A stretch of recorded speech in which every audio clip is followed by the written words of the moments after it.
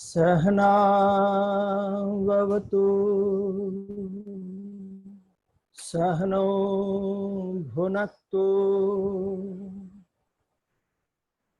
सह वीर्यं करवावहै तेजस्विनावधीतमस्तु मा विद्विषावहै। ओम शांति शांति शांति।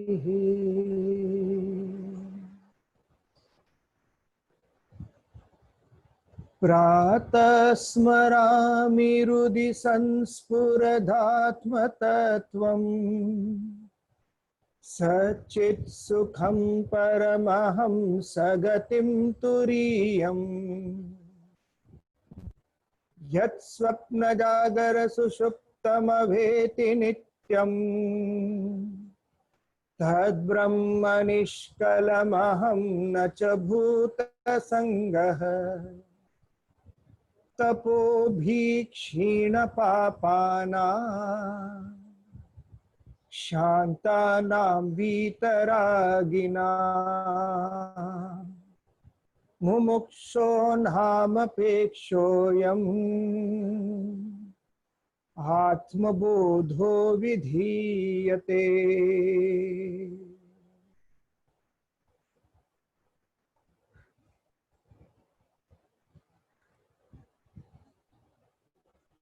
So today's topic is intellect, nature's prime gift.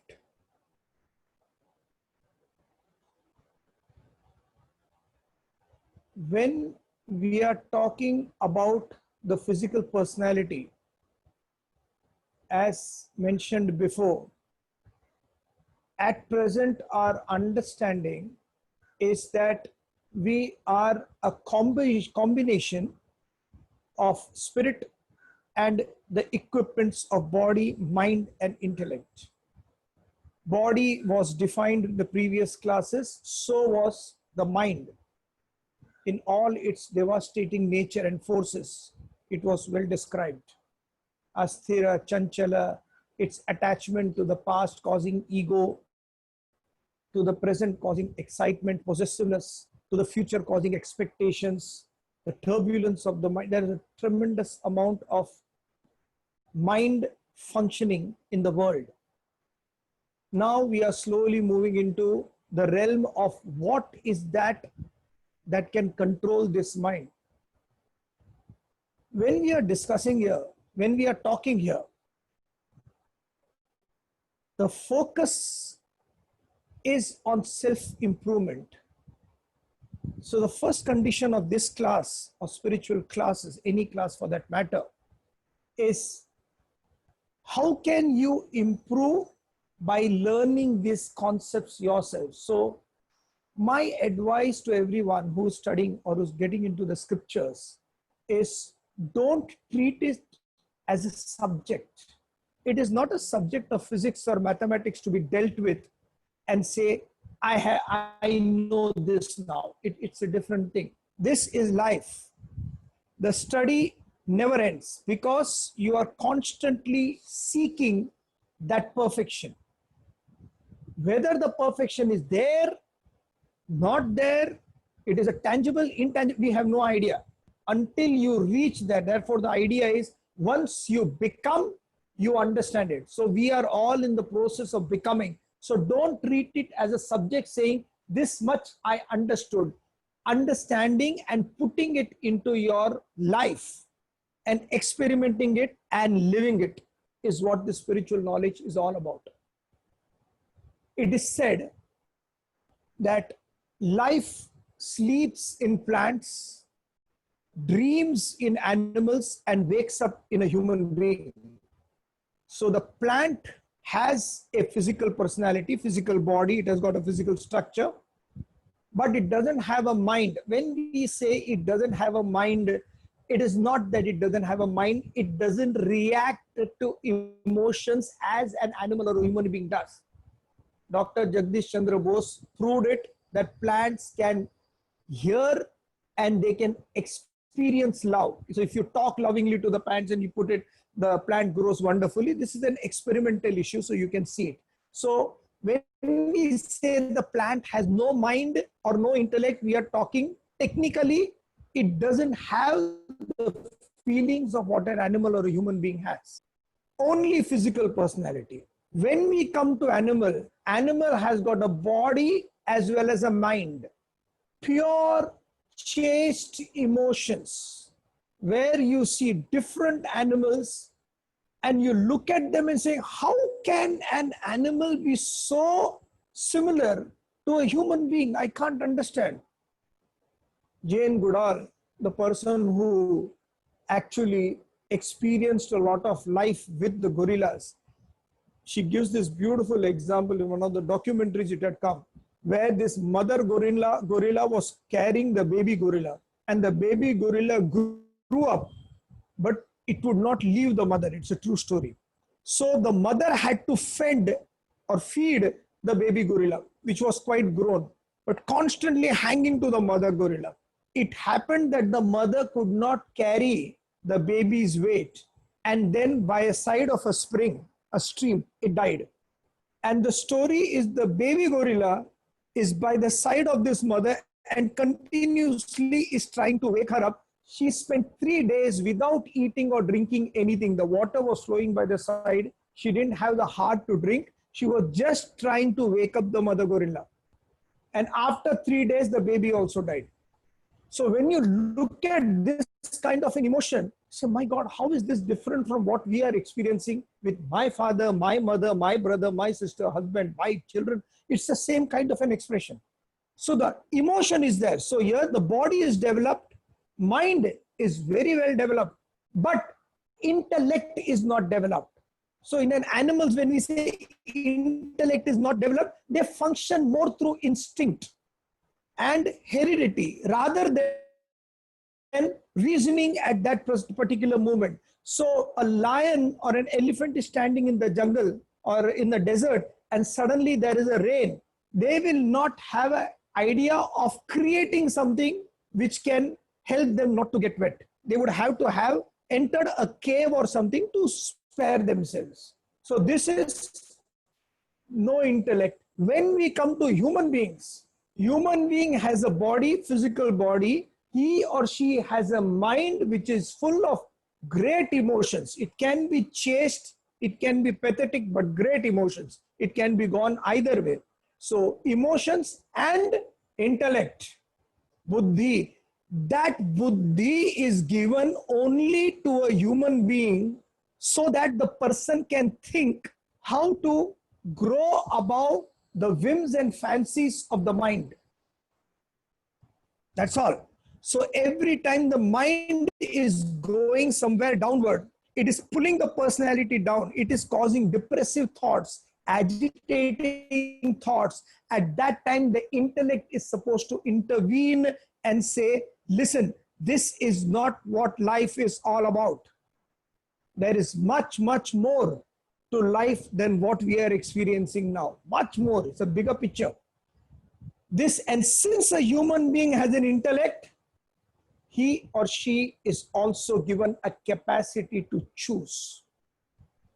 How to choose my life, how to live. So an intelligent person functions and focuses more on the growth of this inspector of an intellect, which is supposed to guide the mind. Now the problem is right from the childhood, everybody has been catering to our mind's likes and dislikes, and the mind has grown quite powerful. And the intellect has started thinking and questioning only after a certain age, maybe 11, 12, 13. From there onwards, children start asking questions. Now the double fault what we do is, we allow the mind to cater to all the likes and dislikes and function in the world and indiscriminately indulge in whatever it likes. And subsequently, we have told the children and everybody around not to ask any questions. So you can't ask questions to anybody, because if you ask questions, you are in trouble, including a spiritual class.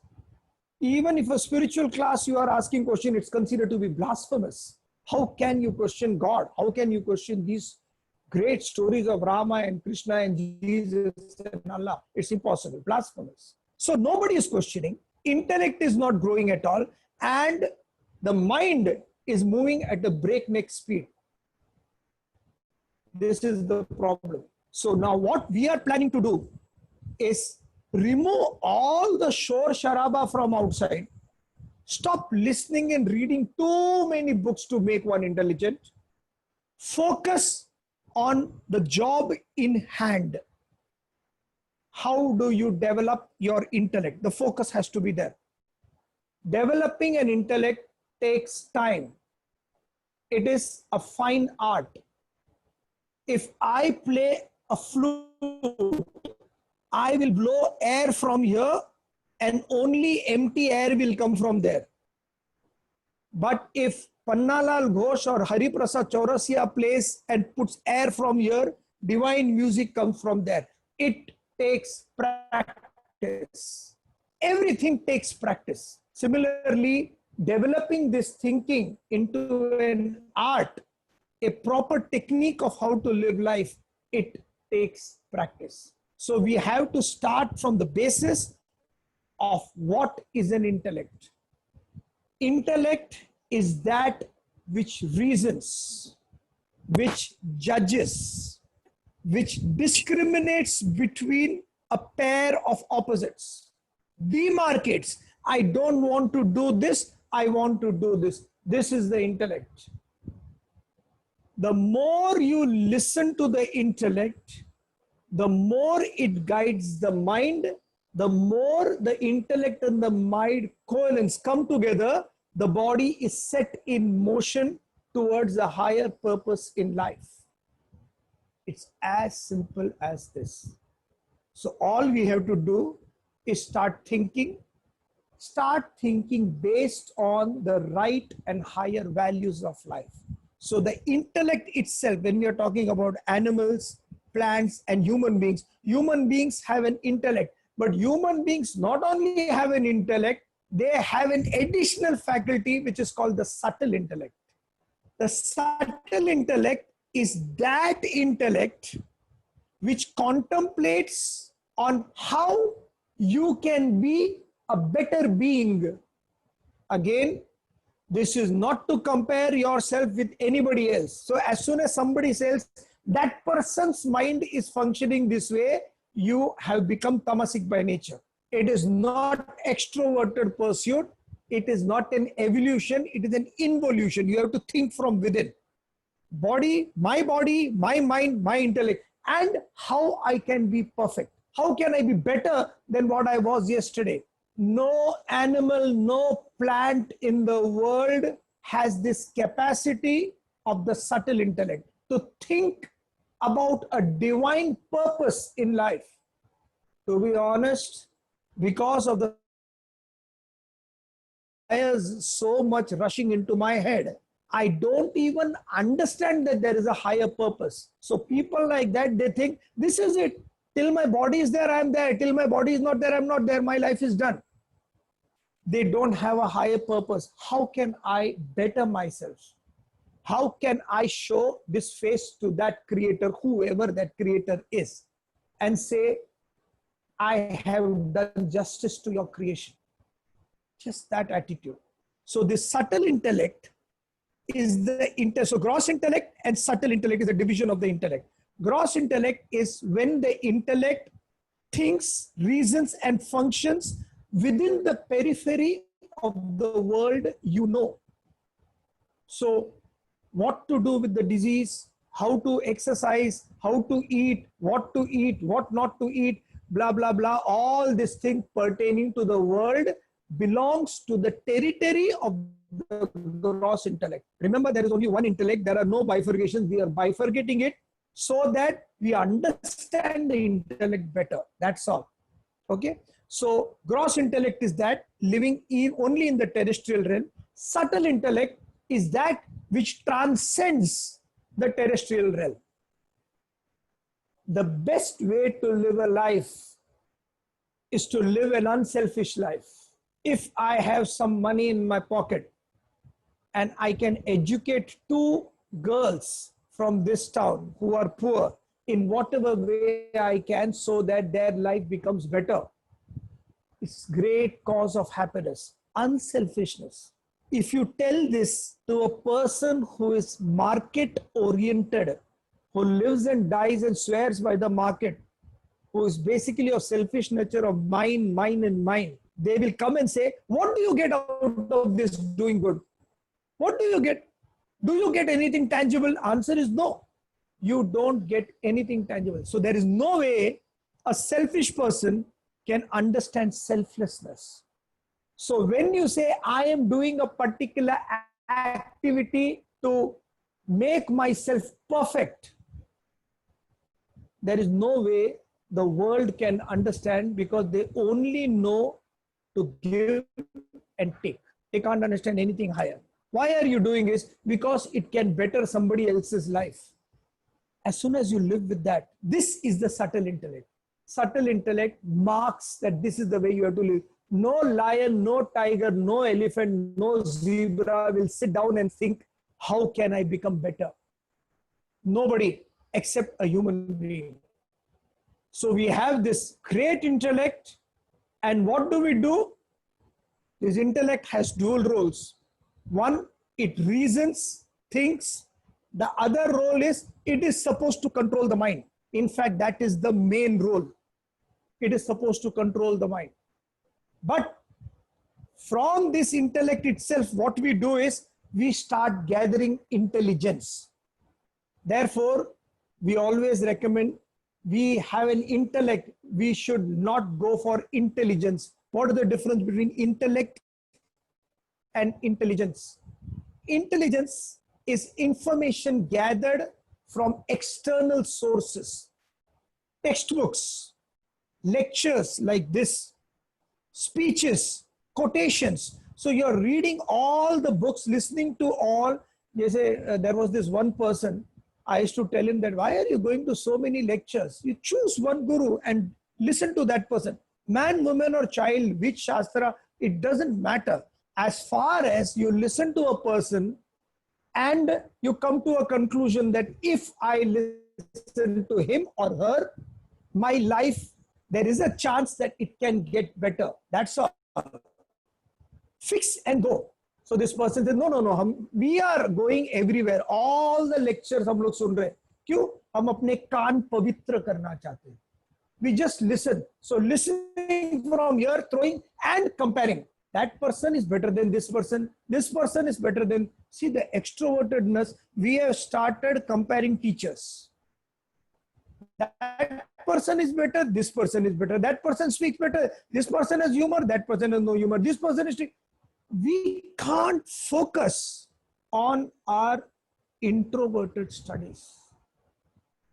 Is it possible just for 2 days not to focus on any external news, any comparisons of any kind, and just focus on your growth? How can I be better next week, this day, this Thursday, next week? How can I become better? Can I be physically fitter? Can my mentality, can my mind be more agile? Can my intellect be more rational in approach? Just that thought is enough. So information is, this is called intelligence. Information hunters are there. So what they do, they come, they listen to different satsangs, they learn from there, and then they talk somewhere where they want to talk. This is copying. Please, I am recommending one book for everybody. This book is called Fountainhead by Ayn Rand. Read this book. It is very close to Vedanta, if not complete Vedanta. I don't know Ayn Rand personally, so she's not giving any commission for this book. I'm not getting anything. I'm recommending the book because it's a really great read. In that book, there was this character called Peter Keating. There are two characters there, Howard Rourke and Peter Keating. And this Peter Keating was a copycat. Copycat in the sense he was not interested in architecture at all. He wanted to do painting, but the mother pushed him and said, no, no, no, you have to go into architecture. Same drawing is also there, no? So you can draw and you will become very famous. So he kept on listening to others what he should do. End of the book, he gets everything. He becomes the top architect of the United States. He gets all the commissions from the greatest of people. In fact, he looks at a girl, the most beautiful girl. I think so the girl's name is Dominique. He looks at the girl and he says that this is the girl I would like to marry. And he ends up getting married. He ends up getting everything, whatever he wanted. And yet, he was the most saddest person in the book. Please read it. You information hunters, intelligence will give you standard of living from room to 3 room to 4 room to 5 room to 1 bungalow to 2 bungalow. It will increase in the society's nature. You will be looking and they will look and tell you that, wow, what a real great thing the person is doing. He's built a bungalow. She's built, all that concept will come from the name of the society. Happiness will be zero. You see, you will achieve everything. You will not have a soul. There won't be a soul. There is this beautiful movie called Dead Poets Society. In the Dead Poets Society, the first scene is that teacher comes, Robin Williams. He comes and he was supposed to teach the poetry. So he calls all the children and say, all the other subjects, he teaches you how to earn a living. This subject, or for that matter, this subject, Vedanta, this subject is like poetry. It is music to the soul. Whatever you do externally, until the soul is happy, the consciousness within is happy, none of the achievements will come to fore. It will come to naught actually. This is intelligence. I am gathering so that I can earn money from it. That's all. So I have studied something, I am communicating, I get the money. The focus will only be, this is what I want, this is what I want. This is servile education. I'll explain to you what it is. Vis-a-vis, if I am absorbing, listening to the information, and after listening to the information, I focus on the content and try to gain in the transformation within me. It is called an intellect. The intellect is supposed to guide the mind. Once you focus on the intellect, now those studies can't be measured. You can't say that I have studied for 6 months, sir, and my intellect is not developing. It is not measurable, because measured to what? What is the reference? In spirituality, in growth, there is only one aspect. You are comparing only to one person, your own past. You are not comparing to anybody. That's why this subject is the most beautiful subject on earth. Because when you look around, it's like running a marathon. I keep on saying, there is nobody. They're all running in their own races. They're all in their own groups. Similarly, the spiritual evolution, it's only yours. How my intellect at every given situation is trying to channelize and control my mind. So on one aspect, there are people doing actions. They do the action. They get the result, which is mostly wrong, repercussions, agitation. And even after agitation and the problems which comes from it, they don't analyze that that action was the cause of the whole thing. Zero intellect. Second step is where a person does the action, he or she gets the result, and after the result, they come to understand, I should not have done this. This many people go through. I should not. This is the second. Little bit of intellect is available in the person. The third and the better stage of intellectual development is where the person is acting and he or she knows why are they acting. And they also know what kind of a result it will come. Fourth, and the best intellect, they know what needs to be done and they do it irrespective of the result. So when the result comes, the result becomes only a quality check. This result is not expecting as an expected thing about what my cause is. It didn't come complementary to my cause. It should be equal. It did not come. It came lesser. So maybe I'll change my approach. So an intelligent person keeps on changing the approach to get the result. But whatever result is there, there is no agitation of the result at all.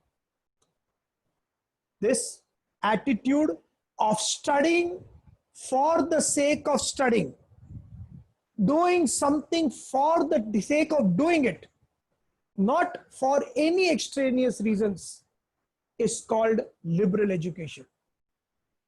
So long time back, I think so in 1857, Cardinal Newman, a guy, he coined these words, liberal and servile. Servile is where anything I do, I have a utility tag. What will I get? What will I get? If I study commerce, what will I get? So every time the focus is, if I do this, will I get this? If I do this, will I get this? It's like small children asking. Then we become monkeys and dolphins, you know. If you go to Thailand, there's this chimpanzee, which they have a boxing ring and two chimpanzees are inside. Orangutans, actually. Orangutans are inside. And there is a trainer there and he causes the fight. So one orangutan takes a boxing glove and pataki hits the trainer and the trainer falls down. Everybody laughs, ha ha ha ha. And the trainer slowly takes something from his pocket and gives it to the chimpanzee. And the chimpanzee eats it. Then again there is the boxing. And then when the boxing comes, both the chimpanzees come angrily to each other. The trainer says fight and both hug each other and then they sit there. Again the audience laughs and the man does this, removes from the pocket and gives something to the chimpanzee. A dolphin jumps high, it goes back to the trainer, wags its tail, the trainer gives a fish. We have become like animals. Until you are given something, you don't perform. Exactly like animals. This is servile education. Maneshu malche, what will I get? Mereko kya milega? Bas. That's the thought. It's become a business. It's sad, but it's become a business. Nobody is interested in true knowledge about how they can change their life, make themselves more happier than what they were, so that that happiness can spread everywhere. Everybody's bothered about what do I get out of it. We have become like that. This is called servile. Opposite to that, liberal. Study because it is to be done. What is the time limit for the study? What difference does it make? It's a lifelong study. Whole life, right from childhood, from the age of 2 to now, age of 70, 40, 50, 60, whatever it is, till now we have just indulged the mind. 40 years, 50 years, 60 years, we have indulged the mind and catered to all its likes and dislikes, reacting to the world, situations, comparing ourselves with each other and crying and living an agitated life. And now when somebody is teaching you to learn how to tackle the mind with the intellect, people have a time frame. Can I get it in one lecture? Yes, yes, you can get it in 15 minutes also. Crazy. A liberal education is you do something because you love it. You dance because you love. You sing because you love. You don't do it for others. Do it for yourself. Because when this soul is free, when it really tastes the freedom, I hope someday you experience this. When you really taste this freedom of the soul, where it is joyful, it is expressing its joy from all its facets, life would change for you. This is what an intellect does. The power of the intellect. And the intellect, how to manage it. Just a little bit of extension, give me 10 minutes more. The intellect's exercises of the intellect is three. One, first, in childhood, when we used to write these, compositions, there was a concept called Prezi writing. So take up any book, spiritual book, if possible. You can take Swamiji's book also, or you can take this Howard Rourke, I said, Fountainhead also. Take a topic from Vedanta treatise, Fall of the Human Intellect. Take a topic and make it 1/3 without losing the content of it. Number one, it's a great mental exercise when you are writing something. I personally do in all the classes is, I tell them to write the shlokas and write everything. One page without a mistake. And if there is any page, cancel it and rewrite again. But sir, the page will be wasted. Life is getting wasted. You're worried about the page. Huh? Right? If there is any mistake, cut. Right? If there is any mistake, cut. So your concentration increases and improves. Because the first thing that goes when the age comes is you stop writing. Hand starts shaking. So you better start writing something or the other for one page compulsory without a mistake. Second, discipline yourself. Morning, what time you're getting up, what time you're having breakfast, what time you're having lunch, what time you're having dinner, what time you need to exercise, what time you need to go for a jog, what time you need to sit and study, what time you need to do diya or aarti or whatever is your. I am not telling you to do the other time. I'm not telling you to get up in the morning 4:30. I am telling you whatever time you're doing it, get up at that time and mark a tick in the column saying, I got up and had breakfast at 8:15 sharp or 9 sharp, whatever is the time. Tick, tick, tick, and see to it that maximum ticks are there. You will see soon that you cannot stand according to your own timetable. I draw a timetable according to my time and I can't stand by it. And I expect according to my time. Kya baat hai? So this is second. Train yourself. Third, most important, introspection. Every night after dinner, just sit quietly for 5 minutes on the bed, if possible. Try to sit for 5 minutes without earplugs, music, TV, shut off. 5 minutes. And just go through what happened throughout the day. So I'll tell you how it works. Memory says, this happened in the morning, this happened in the morning, this happened in the morning, this happened. There is no criticism about any action. This is right or wrong. It is just analyzing this happened, this happened, this happened, this happened, this happened. So your intellect has started moving for the first time in your life from A, this happened, this, and in between, if you forget also something, it's all right. Never criticize that particular action. I should not have done it. That man met in the lift and he gave me a smile, but I didn't even smile back. I should not have done. Oh, don't get into all that. This man came. Okay, then we got down the lift. But. This is the way your intellect will start functioning. Exercise your intellect. Take small baby steps. When a baby starts walking, it falls everywhere. And as an adult, you look up, say, oh my God, it's going to fall. Oh my God, let the baby fall 10 times, doesn't matter. Similarly, start with baby steps. Eventually, you'll see you are running a mile. One step at a time. Don't compare yourself with anybody. Don't listen to other people's negative comment, because you have to believe you are a work of art created by that magnificent creator. And this work of art is not there everywhere. This is unique to me only. Unless you believe you are special, nothing will happen. In that Kung Fu Panda, the last scene where the panda says, it's what you believe. I believe I am the dragon warrior, therefore I am a dragon warrior. If you don't believe you are special, nobody in the world will believe you. You are putting a price tag here in your chest and say, this is my price, excuse me, nobody take me lightly. But if you ask the world, what should be the cost of my this thing, you're finished. Then you are living and dying by the opinions and experiences of what the world offers. First, intellect, focus, study every day, and don't complicate things. Last exercise, I have done this in classes, so the class people will know. You take a book and a pen, mathematics exercise I am giving. Ready, everybody? Okay, I'm just saying it. 25 plus 35 into 2 plus 67.